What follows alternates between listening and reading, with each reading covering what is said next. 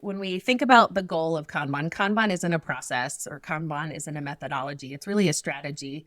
And it's a strategy for optimizing the flow of value to your customers. And we do that through really focusing on three main goals: efficiency, effectiveness, and predictability. And so our goal is to balance those three things and to constantly be coming back to, are we working in the right balance of those three things?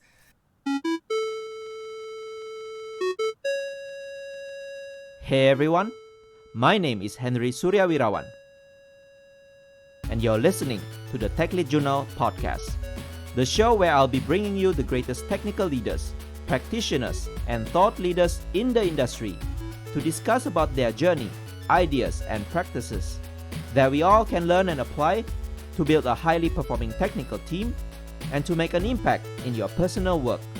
So let's dive into our journal.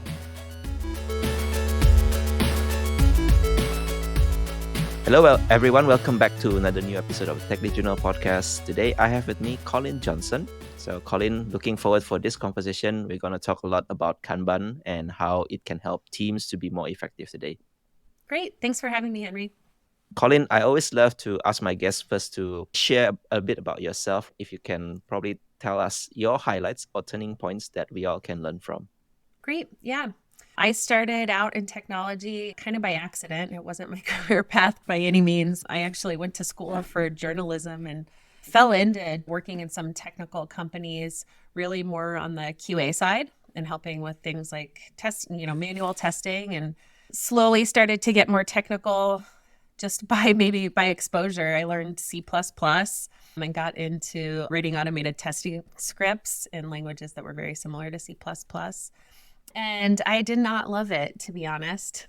Coding was not my natural place. I think I liked being more on the people side of things and product side of things, which was really still kind of an emerging space, I think, when it was really coming up in tech. So I found myself doing a lot of consulting work and really working closely with a lot of startups on how to build great teams and bringing agile practices to those teams.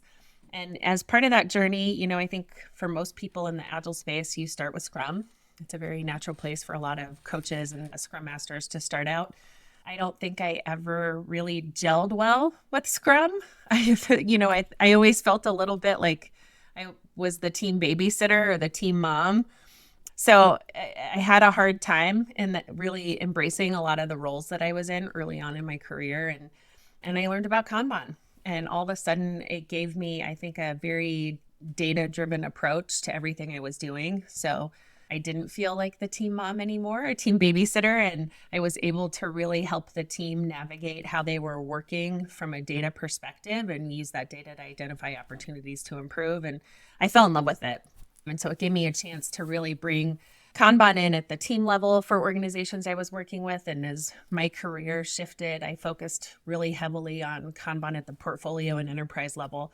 So bringing all these practices of continuous flow to everything from ideation and product discovery all the way through to marketing. And that's where I really got interested in coaching Kanban and bringing Kanban into other parts of the business. And we founded ProKanban in 2020. It's also a COVID baby.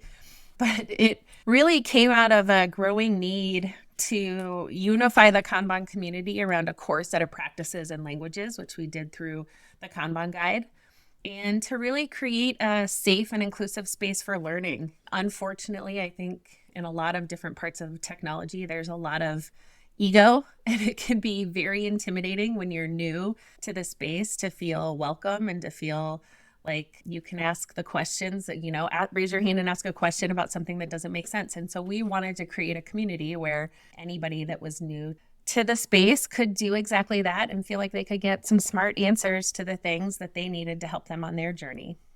Hey, thank you for being part of the Tech Lead Journal community. This show wouldn't be the same without your ears, and you are the reason this show exists. If you're loving TLJ and want to see it keep on growing, consider becoming a patron at techleadjournal.dev/patron or buying me a coffee at techleadjournal.dev/coffee. Every little bit helps fuel the research, editing, and sleepless nights that go into making this show the best it can be. Thanks for being the best listeners any podcast could ask for. And now, let's get back to our episode. Thank you for sharing your story. So I think it's really interesting how you got into Kanban. The first thing, I think if we ask so many technology team or engineering teams, product teams, is they would have said, oh, we have implemented Kanban, right? So by looking at the Kanban board in some form of shape, right, either virtual or physical. So maybe in the first place, throughout your coaching and all that, is this the right practice? Or maybe in another way, it's like, what is Kanban in maybe in a summary so that people can understand Yeah. actually the essence behind it? Yeah. So it's surprisingly simple and surprisingly hard to do well for how simple it is, right? So, I think when we think about the goal of Kanban, Kanban isn't a process or Kanban isn't a methodology. It's really a strategy. And it's a strategy for optimizing the flow of value to your customers. And we do that through really focusing on three main goals: efficiency, effectiveness, and predictability. And efficiency is, are we doing the best work we can with the economic resources we have available? Super important in the current climate. Effectiveness is, are we giving our customers what they want when they want it? And predictability really equates to, are we delivering within a certain degree of acceptable date uncertainty and understanding the risk associated with the dates that we're providing to our customers? Unfortunately, a lot of practices do one of those three things well at the expense of the others, right? So we can be predictable and we can hit a date, but we're going to burn everybody out and spend a lot of money in the process. Or, we're going to deliver what our customers want when they want it, but we're going to sacrifice predictability and hitting dates and maybe sacrifice efficiency because we're just throwing a bunch of money and a bunch of people and people energy at being able to deliver what the customers want when they want it. And so our goal is to balance those three things and to constantly be coming back to, are we working in the right balance of those three things? And we do that through a couple simple practices. The first one's obvious, and that's what you said, right? It's a visual pull-based system. It's a board, right? And that's usually where most teams stop, unfortunately. It's like, we have a Kanban board, we're good. The Kanban board itself has a few elements that become really important. It's understanding where work starts and stops, having workflow policies. So what has to be true for something to move from one column to the next? And that can be really simple things, like for something to be ready for test, it has to have gone through a code review, right? Or two code reviews, one from our team, one from another team. I don't know. So those become your workflow policies of just a quick check for the team to say this is ready to move on to the next stage of our workflow. In addition to that, one of the things that's often missing is some way of controlling your WIP and managing the amount of work in progress. We tend to gravitate towards WIP limits for that, but they don't have to be at every column on your Kanban board. You can absolutely work within what we call a system WIP limit, which is just, we're never going to have more than 6 things in progress on our board at any given time. And we're all going to make sure that we're holding to that overall system WIP. And then the other element that's very often missing is this concept of a service level expectation, which I think is probably one of the more powerful things that you can provide to an engineering team for them to be able to manage their own work. That service level expectation is really a team agreement based on past team data about how long should our work take, right? So you could say, for our team, 85% of our work is typically done in 4 days or less. And so if we know that, that is our service level expectation. Sometimes service level expectation can feel a little heavy-handed. So depending on the team, depending on the organizational culture, I just like to say this is your signal to go do something, right? If work hits 4 days, you as a team agree that you're going to do something about that. And for a lot of teams, we hear that Kanban is either scary for leadership, or the teams feel like, oh, well, we won't have a time box anymore to push against or a sprint iteration to push against, and work will just take forever. Well, your service level expectation is how you ensure that it doesn't. And that happens at an individual work item level. So obviously, if you're going to manage your work against that SLE, you need to be able to see how long the work is taking. And again, I think we make this more complicated than we need to. We tend to stress out about finding the perfect tool that's going to visualize how long has this been in progress against your SLE. And I usually just start out with teams by saying, stick the date that it started in front of the ticket name. So the first thing you see on the board is the date that it started, and you can drive your conversation as a team around what's the oldest thing on our board. Is it too old, basically, right? Is what we're driving that conversation to, so that you can take action. That's really the whole point of all of this, is how do we give the team the right information so that they can organize around the most important work every day. Wow. So hearing what you just elaborated, I'm sure many of us would have thought, oh, I don't think I implemented all of that, right? In fact, in the preparation of this conversation, I read the Kanban Pocket Guide that is published by your team, right? There are a few things that I also learned, like something new, like the SLE. I wasn't aware of that. And then a few other things that we are going to talk about today. Thanks for sharing that. So the first thing that always people associate with Kanban, of course, the visualization and the work in progress. So I learned by reading the book is that one thing that you mentioned, the single most important thing is actually the work items age. If you can explain the misconception probably from the industry and why you think work items age is the most important thing in Kanban. Yeah.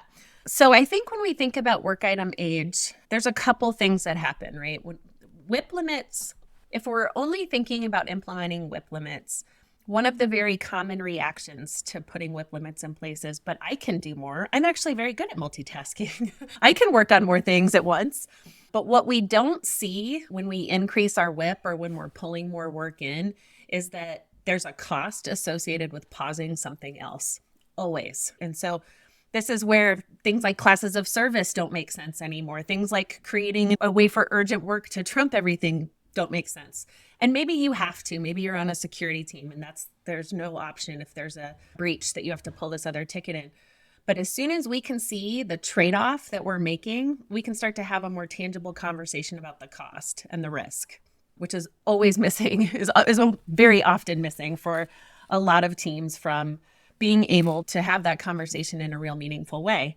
And so what that looks like then is if I come to you and you have something on your plate that you've been working on for 3 or 4 days, and I say, Henry, this new ticket just came in, this is more important. You can then say, okay, the ticket I'm working on, I should be done with tomorrow. I expect to be done with tomorrow. I can finish this and then pull that ticket tomorrow, or I can pause this and pick that ticket up. But that means you won't have this ticket I'm working on for probably another 4 or 5 days, because that's how long it's going to wait while I go finish this other work item. And that data is surprisingly easy to get. It's cycle time data from your past work items, but it's not usually how we talk about those trade-offs. And that's where I think empowering the team, giving the team the ability to have those conversations that are based on data becomes so important. Yeah, so I think we all have this kind of tendency, right? We think we can work more stuff and in one time at a particular point in time, right? Either at work or either personally. What you're saying is that we have to focus and maybe finish what we are starting, or even don't start at all if you're still in the process of finishing the most important items, right? So I think another keyword that you mentioned is a pull based. I'm sure in many teams it is actually not pull based, but more like push based. From the top, they have a few things that they want us to do, and we just accept while everything is in progress, right? So maybe a little bit about work items age. How do you define how we calculate this age? Is it just like by work starting and finishing, but when it is starting and when it is finishing? Yeah. So the team really needs to have a conversation about when work starts and when work finishes. And while that sounds very simplistic and maybe very obvious to the work that you're doing, there's usually a lot more nuance than we realize in answering that question. Does work start when you start coding? Does work start when it gets prioritized? Does work start when it gets defined? Does work start when it gets requested? All of those things can be true. You can have more than one start point, but as a team, we need to know what we're going to measure and what we're going to take action on, right? And the same is true at the end of that line. So for a lot of teams, the question comes up as when is the code complete, right? Is it done when I'm done coding? Is it done when it's checked in? Is it done when it's merged to master? Is it done when it's deployed? So the same thing becomes very true around where does work start and where does work finish. Once you know that and you have a way to track that, then that's how we gather the data. So we use that same start and end point to get our baseline for our SLE, and that historical team cycle time will be our guide in that. And then that's when our clock starts, right? So we determine where the clock starts. Maybe it's your to-do column. We're going to start tracking work from the to-do column. And then from there, the clock is ticking and we're using that against our SLE. The most important thing is that you're using the same start and stop point for your historical data that you're using for tracking the work that's in flight. The other thing that's often surprising is that we include weekends in cycle time and in work item age. There's often a little bit of panic in there because it's like, but I'm not working. And that's not reflecting my actual, my actual hands-on keyboard time. But your customer doesn't care, right? And they don't want to have to do the mental gymnastics of going, oh, wait, it's 5 business days from today. So Thursday, Friday, Monday, Tuesday. Oh, Monday's a holiday. So Monday. So I might get it Thursday. No one wants to do that. We just want to talk in calendar days. That's going to keep things really simple and make the math really simple for everyone involved. So we include weekends in all of our calculations for cycle time and work item age. That's actually a very good insight, right? Because I think one of the most important thing about work items is that if the age is bigger and bigger, right, that means the customer is still not getting the value, right? So I think what you're saying is really insightful. Yeah, and you touched on a really, really interesting point, right? There's so many agile practices rooted around trying to estimate value, whether it's business value, whether it's weighted shortest job first, whether it's cost of delay. But really, there's no way of knowing what the value of something is until we deploy it. And so if you think of all of that work that is half done, that's on your board, that's all basically risk and liability for your organization. It's a risk from a code perspective. It's a risk because you don't know if it's valuable. And the more you keep adding to that work that's sitting there that's not deployed to a customer, the more you don't know what's valuable, right? And so that risk is compounding. And so we like to talk about this concept of thinking of your work in small bets, right? It's a book by Annie Duke. And the smaller we can get those work items, the quicker they move through our system, the quicker we know if we're doing the right work, and the easier it is to pivot if we're not. So that's an important concept for thinking about your work items. Everyone wants to know, do they have to be the same size? No, they don't. They just need to be as small as possible. You're going to get more benefit from that than trying to make anything the same size or trying to story point or fit everything into the same time box. Yeah, I think this is also very important to talk about, right? The batch size. And, like people always have this confusion. Okay, how should I slice it?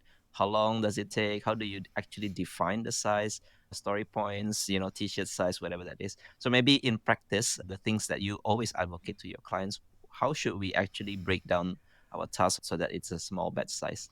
Yeah. So it's interesting. I'm always surprised by how much we hold on to story pointing and how much we often hear, right? It's relative sizing and it's about complexity and it's about the conversation, but it's made up math, right? It's just made up scale that we use on the front end of our process. And then we try to use it to forecast delivery after things are done, which makes zero sense, right? It's this ambiguous number that we use to say, it's a small, a medium, a big thing, but then we're going to say when it's done, not looking at all at duration or how long it took, that's how much work we got completed. It really is, it's apples and oranges at the end of the day.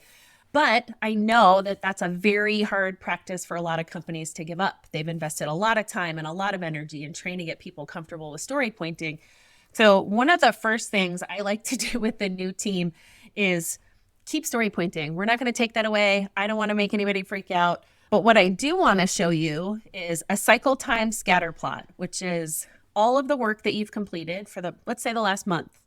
And we're going to color code those dots by your story points, right? So that you can see all the green dots are 3 points, all the blue dots are 5 points.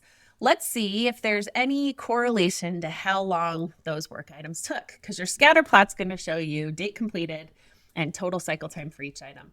I have yet to see in my career a team that is very good at getting story points equal to duration.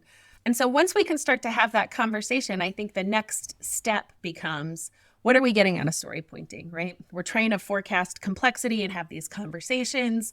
But really what matters then is, how do we get it as small as possible so it's moving through the system quickly? And how do we do that right before we start on the work?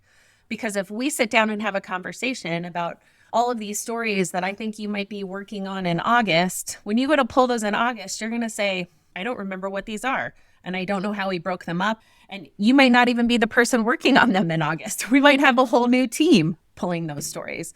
So I think a great practice to implement is to say, as a team, before anything hits our to-do column, we're going to ask ourselves, do we all understand the scope? And is this as small as possible? It's that simple, right? And it's very lightweight. You can do it at a daily stand-up or a daily sync-up meeting. And it doesn't require hours of planning on the front end and review from the team and hours of conversation to get there. It's those two simple questions. And We tend to refer to that as rate sizing. You can use your team's service level expectations as a guide for that. So I used the example earlier of, our team, 85% of our work is done in 4 days or less. If I go now and we use that as a guideline and we have new tickets coming into the to-do column, we can say as a team, do those seem like they can be done in under 4 days? Great. Pull it in, right? Is it as small as possible? Pull it in. And it's just a much more lightweight approach to being able to refine our work and to make sure that we're doing it right before we start on the work instead of months in advance. Yeah. So getting it right before we start the work, right? I think it refers back to the policy. So as a team, right? So you have to really define the policy. When can we actually start doing the work? Because otherwise, in many teams, maybe this is the anti-pattern, right? They just have a few liners of story, like a definition of the task, but actually there's not much details in it, and they have to actually pick the work and then ask people around. So I think the policy is also another powerful thing. If you define it well, I think the team will be able to work much more effectively and efficiently, just like what you said in the beginning about the goals of Kanban. Speaking about, after we break it down to small batch size, so you touch on SLE, right? I think many people may not have heard about this term. So maybe if you can explain, you mentioned that we always look back from the history and count the SLE. So how should we start using SLE maybe in our reflection of the practice of Kanban, or maybe even some reporting? Yeah.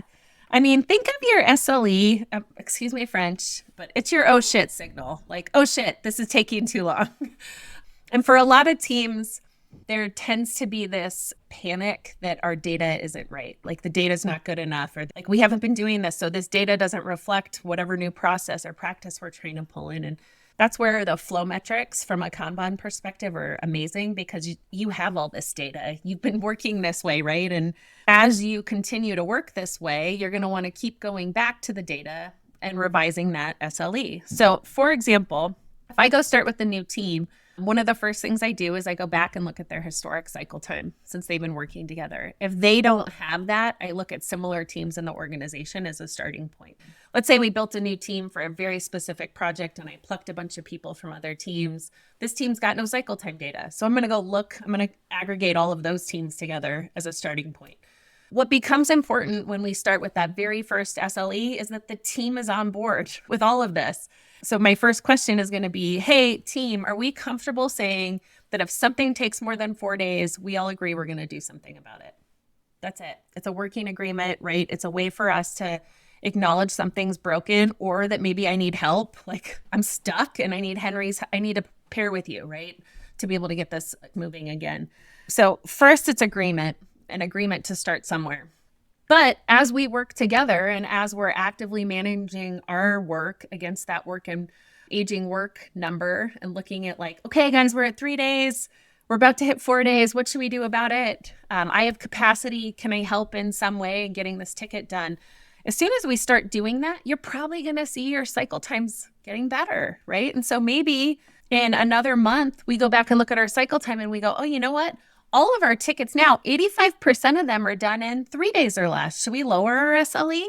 One mistake I see a lot of teams make is they look at all this data and they make their SLE 3 times that, right? So the data says it's 4 days, but we don't want to hit that number. So let's make it 12.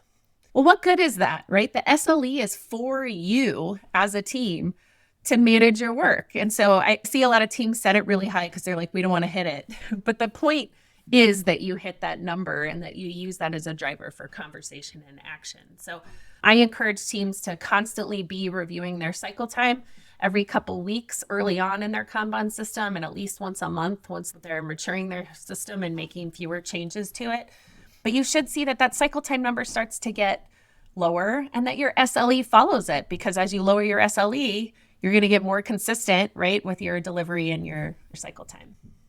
Yeah, it sounds like if people are padding up their SLE, it's like it is used as a management metrics. So people don't want to see that you are failing to meet your SLE. And I think one important point you mentioned is about SLEs and internal metrics. Probably the most important thing, right? Is for your team to actually measure your own performance. It's not for some management metrics.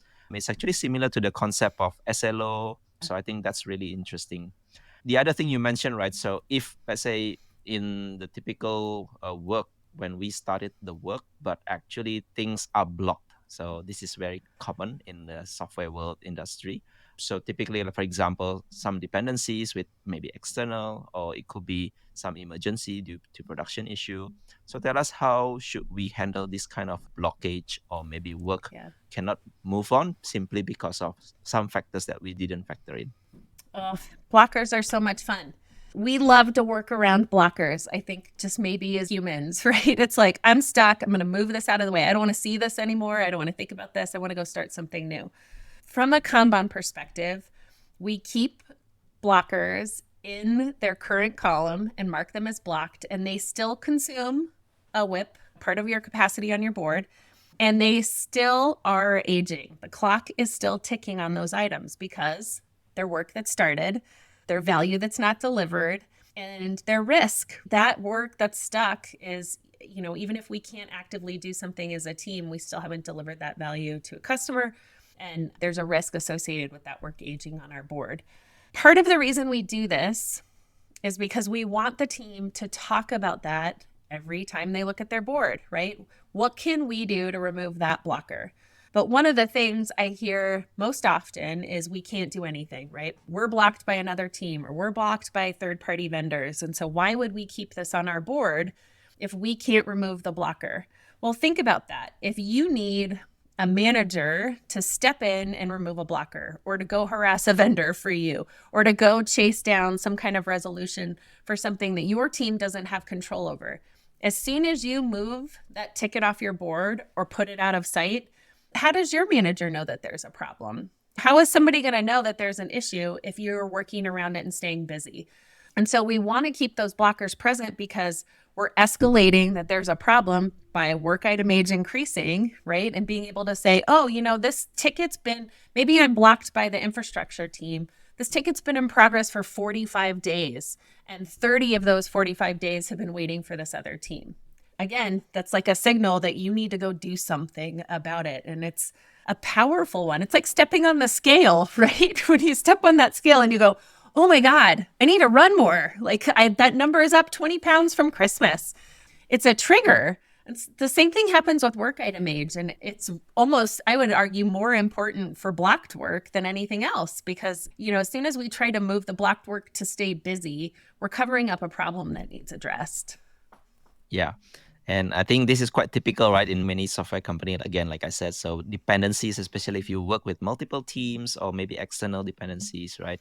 I think it's very important to escalate that and not to always start a new work, right? Because if you always start a new work, that means, maybe you are not controlling your WIP.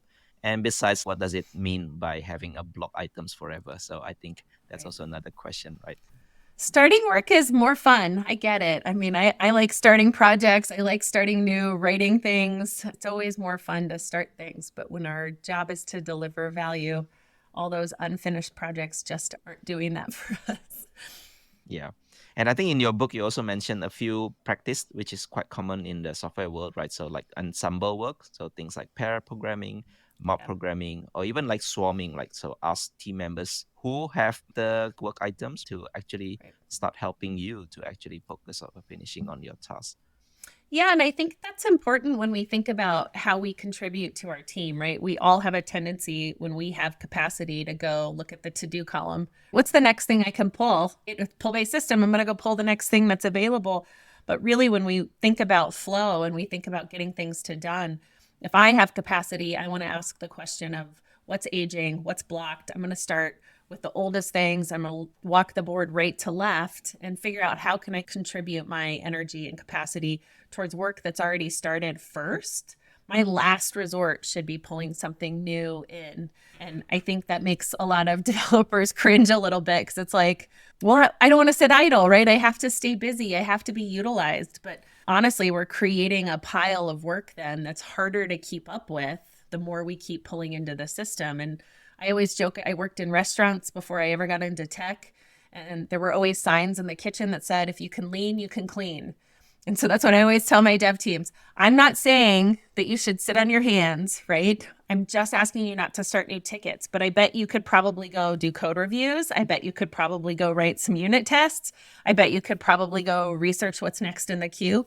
Just don't pull more work into progress. That's all I'm asking.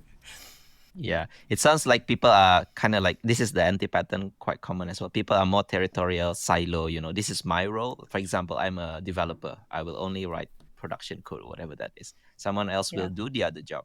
So I think in a true agile cross-functional team, right, you should be able to pick up maybe each other's work in some form of capacity, of course.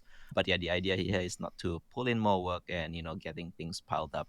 So you mentioned about flow. I think it's one of the most important thing in Kanban, right? So tell us Yes. how we can first identify how good is our flow. So coming to the metrics probably, and what is probably some of the tips that you can give us, software engineer team, to actually improve our flow. Well, I think it's such an interesting trend in engineering over the last, I don't know, 5 to 10 years, where we've had all this focus on continuous discovery patterns, right? From a product perspective, like how are we keeping that loop going of experimenting and pulling experiments in, and then CI/CD, right? Like how do we make sure that we're integrating regularly? But delivery and the flow of work to the customer has stayed very batched. And I blame Scrum for that, honestly. And SAFe, I think, made it maybe even worse because it's encouraging us to work in these batches where things are going out in chunks. And I think early in Scrum days, 2 weeks was probably a great milestone to try to deliver every 2 weeks. But I think for most organizations, we could do better. And it doesn't mean that you have to put code in front of customers every single day, but getting them into production, I think with things like feature toggles can be a great way to make sure that you're always developing on top of the most recent code. And when we think about a continuous flow, right, it's both ends of this. It's what's coming in and what's going out. So continuous delivery becomes critical. Getting things out, getting things to done on a regular basis becomes critical, but pulling things in when we have capacity is also critical here. And so another kind of anti-pattern in a lot of agile practices is this notion of batching what we plan. So I'm going to plan 2 weeks worth of work and then push it to you, and then I'm going to go play ping pong or foosball while you work on that, and then I'll be back in 2 weeks with a new list for you. But what happens tomorrow when there's an outage and I've filled the queue and I have a bunch of work, or I have a critical fix that I need you to pick up, and I can't get anybody to pick that up? Or I could get you to pick it up, but I have to pause all this work that we started, right? That's now going to age and add risk and add half-baked code to our branch. So when we think about that part, we have to think about how we balance a continuous flow model for what's leaving the system and what's entering the system. And I love to use the airport as an example here. We've probably all flown somewhere where we've landed and they've come over to that thing and said, oh, we're going to have to sit on the tarmac because there's no gate for us to pull up to. It happens in Denver more than I care to admit. And I think my sister got stuck on the runway for like a couple hours at one point over the holidays because there was such a backup of gate availability. Well, think of your team as the airport, right? You only have so many gates. That's your developers. You only have so many gates for that work to pull up to. If work is coming in, if those planes are landing and there's no gate to pull up to, you have a bunch of stuff sitting that's not actively being worked because nothing's leaving the system. We're not creating space for that. And there's all those unintended consequences we just talked about with that, right? From a risk perspective, a quality perspective, a value perspective. So what we want to do is we want to try to meter what's coming in the system to what's leaving the system. And so throughput is the metric we use to do that. Typically, you want to look at your daily throughput rate, which is often not a whole number, right? Your daily throughput rate might be like 0.6. We get 0.6 tickets done a day. But then you can use things like your cumulative flow diagram to tell you how much work is coming into the system. If the number of things coming in every day is outstripping the number of things leaving, you got planes on your runway somewhere. And that means you have work aging. And so I think that's a really great way to think about the risk of pulling things in without things leaving and why we want to try to balance those two numbers. So very apt analogy, the airport, right? I'm sure people would have better visualization now. Like, okay, so if you pick more work, that means more planes, on your runway or either in flight, right, trying to touch down. So think about how you can manage work. And probably you mentioned just now, right, have a daily throughput rate. I think that's very interesting. And the other one is a cumulative flow diagram. So try to optimize those probably, and you can probably have a better Kanban practice. Yeah. So typically Kanban I see is working at the team level. I'm sure there are better ways of expanding Kanban into more multiple teams or maybe organization. So this is probably the most tricky thing in many organizations, Yeah. because some people think, they have just too many things to do, too many things to work on. How can we apply Kanban maybe at the organization level? Yeah. It's interesting. All the things we've talked about today, service level expectations and arrivals and departures and cycle time, they apply whether it's a single item, let's say a user story or a task, or if it's a feature, a collection of stories, or if it's an epic, a collection of features. Like, choose your nomenclature in your hierarchy here, but the same principles apply at every level. And I honestly think we tend to start with practices at the team level first, but I think in a lot of ways, there's almost more bang for your buck starting at that feature or epic level first, depending on the size of your company, because that focus that you get from limiting WIP and focusing on work item age at the bigger ticket level trickles down to the teams. So if I have, let's talk typical features, right? So let's say I've got 5 dev teams that are all part of a program that are pulling features from the same backlog. If every one of those teams is spread across 3 different features, then I have 15 features in progress, right? How long is it going to take me to deliver 15 features if I'm making this much progress on them? Where if I start to limit my WIP at a feature level, and even if it's as simple as one team, one feature, that's a great place to start. Now I've gone down to 5 features, right, instead of 15. And hopefully I'm going to deliver those features sooner because I'm not spreading the team's focus across multiple different things. Now, there's a lot of caveats there.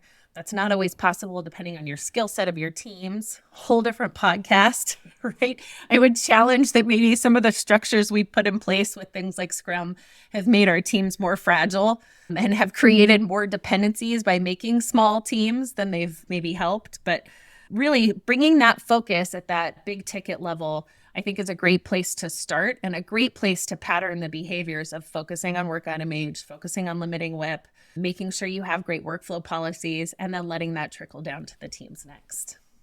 Yeah, so your point about having multiple small teams, right? Actually, some people thought that it might help, but eventually there will be bottlenecks dependencies depending on your value stream, right? So if teams are independent and they don't depend on each other, maybe, yeah, it will work. But yeah, if things got convoluted, you have dependencies with each other, I think, yeah, that may be a big problem for a company. And before we actually started recording, you touched on a little bit about the recent layoff things happening, right? So it could be also partly because of this. And how can we use Kanban during this tough time for many people who got impacted by this? Yeah. I think regardless of your role in an organization or in an engineering team, there's a lot of fear right now. The layoffs are touching a lot of people and a lot of different industries. I went through this same pattern in the early 2000s. I was laid off a couple different times from companies. It sucks. Like, it's a very emotional experience. It makes you question your own value. But at the end of the day, there's also the people left there that are left still having to figure out how to deliver the same quality code and the same value to their customers without all of the people that they had there before. And I think that's where Kanban right now can be incredibly powerful for those teams and being able to manage the work coming in and manage that work at a consistent pace, right? We talk a lot about this concept of sustainable pace in Kanban. And if you think about, if you have all this work that's in progress and half your engineering staff gets laid off, now what? Now what are you going to do? Are you going to expect everybody to work nights and weekends to pick up that load and carry that same amount of work forward at the same pace? Well, managing things like WIP and managing things like work item age against your SLE is going to make sure that we're not burning everybody out, that we're still working at a pace that's looking at our arrival rate and our departure rate and balancing everything in between against the capacity of the team.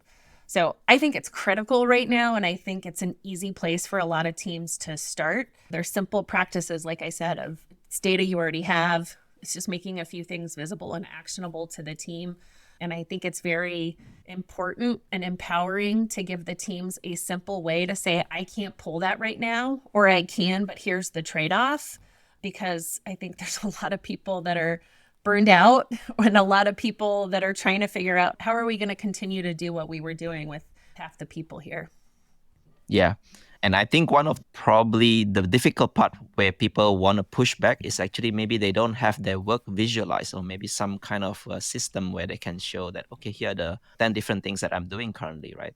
So maybe about visualization itself for teams who probably didn't practice a lot, or even if they practice Kanban, I'm sure it's not like 100% reflection of what they're doing.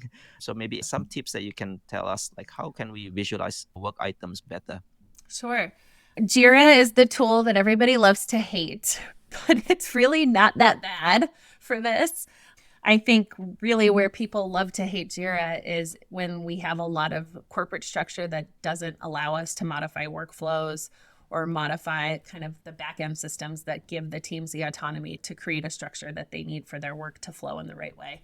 Jira is very workable for all of this, and you can even use Jira for feature level and epic level Kanban boards with what we were talking about around scaling, and you can get a lot of the metrics you need out of Jira and make work item age visible with that hack of putting the start date in front of the ticket. I've even had teams use Trello. Trello, if we're starting out or we don't have budget for tools, Trello used to have a funny plugin that as the cards would age, they looked almost like a pirate map, like the paper would rot, which was kind of fun. And I've used Miro. Honestly, I've used Miro for portfolio level boards because you're probably not going to get your executives to go check Jira. So Miro can be a nice way to create a visual board system. They have a Kanban board in there that allows you to set WIP limits and create pretty robust cards. So I think you can get creative with it with whatever budget and tooling that you have available to you. And obviously, I'm a big fan of tools like Actionable Agile that are going to give you all these sexy reports and sit on top of your data. Not everybody's going to have the budget or the tools available to do that right now. And so I think you can get creative and come up with ways to track a lot of this in Excel and whatever tools you have available. Yeah.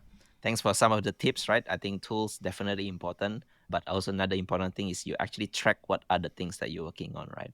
So the other thing that we want to talk about today, Colleen, is that you are running this program called Women in Kanban. So tell us a little bit more here, maybe for audience here, women who are interested in learning more about Kanban. What is actually this program all about? Yeah, so when we first launched ProKanban.org, we partnered closely with some mentors from Scrum.org. And very early in our trainer, building up our trainer community, we had a pretty glaring old white guy problem. And, I think it's common in technology, but, one of our advisors said, if you don't fix this with 40 trainers, it's going to be a lot harder to fix this when there's 400. And so we really got together and said, what could we do that's different? What would I have wanted was a big part of this. What would I have wanted when I was 20, around opportunity and mentorship? And we built a program around that. And so every year we open up applications. The number of applicants grows and grows every year and continues to astound me with the caliber of women that apply. I wish we could just run that all year. It does take a lot of time, but we typically accept somewhere between 12 and 16 women for each cohort. And in that, we run the Kanban classes. They take the Kanban courses, but really the magic of the program is in the mentoring. And so we run small workshops to help them become great teachers, become great storytellers, even things like how to market and brand yourself, how to transition from maybe being an internal Kanban coach to being an external consultant.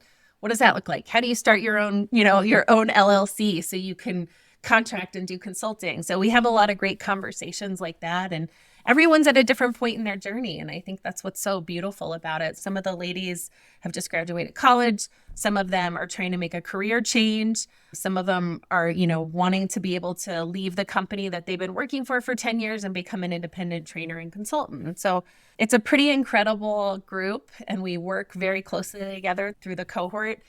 And then at the end, they go through the same process as trainers who apply go through, where they have to pass the assessment and do a peer review and teach back in front of other trainers.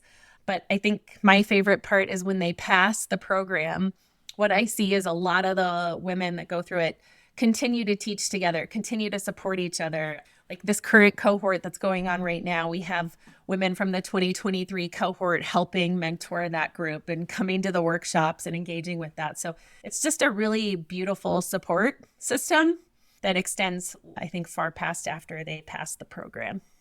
So in terms of participants, right, is it like a global participants? Yeah. Or if people want to learn more about this program, is there a place where they can find it?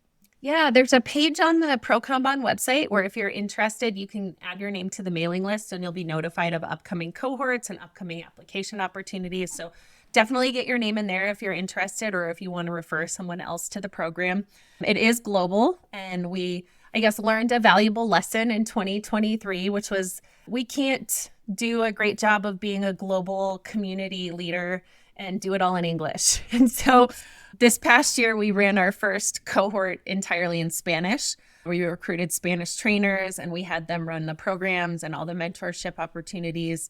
And so we had, I think, 18 ladies that just are all about to graduate from the entirely Spanish cohort. And we hope to do more of these in 2024. We're looking at a French cohort next. And so we're trying to create more of these opportunities because I think it's not just important for equality and opportunity, but it's also an important way for the trainers to engage with bringing new people into the community and mentoring them.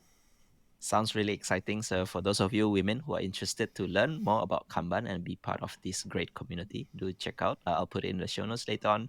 So Colleen, thank you so much for sharing about Kanban, about your program, mentorship and sponsorship, right? So we reached the end of our conversation, but before I let you go, I have one last question that I would like to ask you, which I call the 3 technical leadership wisdom. So you can think of it just like advice that you want to give to us for us to learn from you. So if you can share maybe your version of 3 technical leadership wisdom. Yeah. Well, I think there's a couple things. I would say when we think about flow and a pull-based system, a lot of times it feels like a very individual restriction, right? I'm telling Henry he can't work on more things. But when you're working as part of a team, a lot of that piles up and rolls downhill.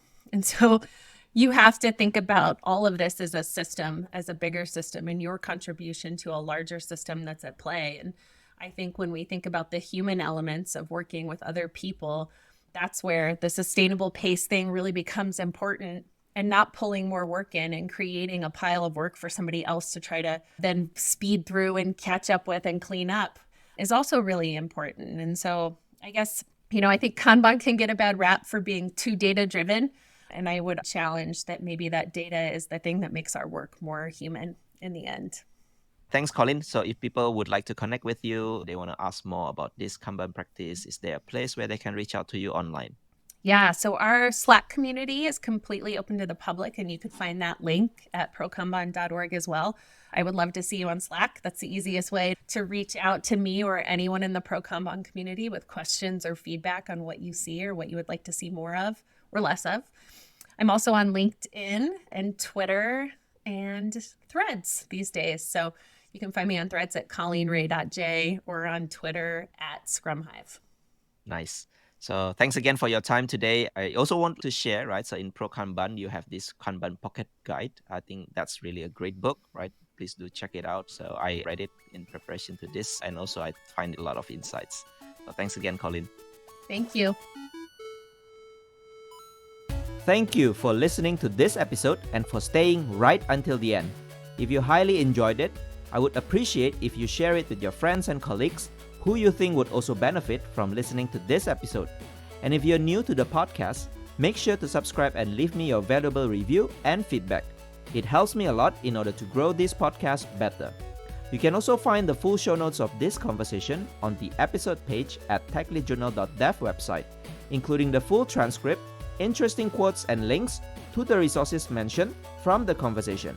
And lastly, make sure to subscribe to the show's mailing list on techleadjournal.dev to get notified for any future episodes. Stay tuned for the next Tech Lead Journal episode, and until then, goodbye.